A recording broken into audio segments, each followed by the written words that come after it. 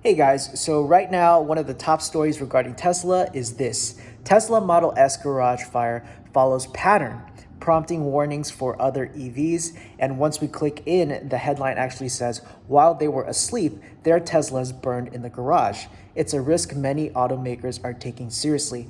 Now, my problem with this headline, and I've talked about it in previous videos, is that it gives an inflated sense of how many Teslas are actually catching on fire. Now, if you actually do it right now, if you go to Google, do a quick Google search of car fire, look at how many stories pop up that aren't regarding Tesla. You'll see a bunch of local stories regarding regular car fires because this is incredibly common for combustion engines. Combustion engines, as of right now, the general data says that they are actually 8 to 10 times more likely than EV vehicles to catch fire. If you look at the statistics, if you look at the miles driven, it's not set in stone because detailed research hasn't been done, but that's the general consensus right now.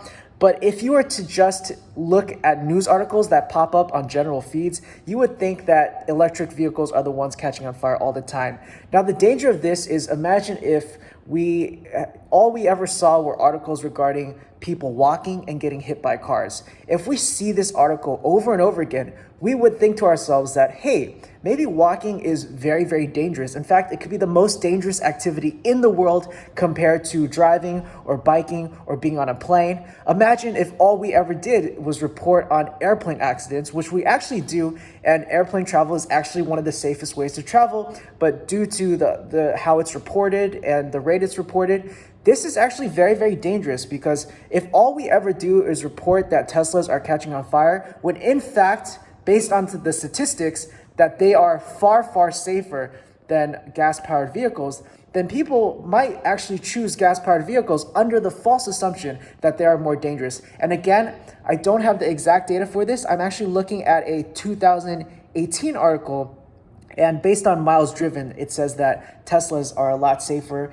And generally, again, the consensus is that gas vehicles catch fire more easily. But it's not about what the actual facts are right now. It's just about the perception, because perception is everything. And if your perception is not based on reality, that's not cool, guys.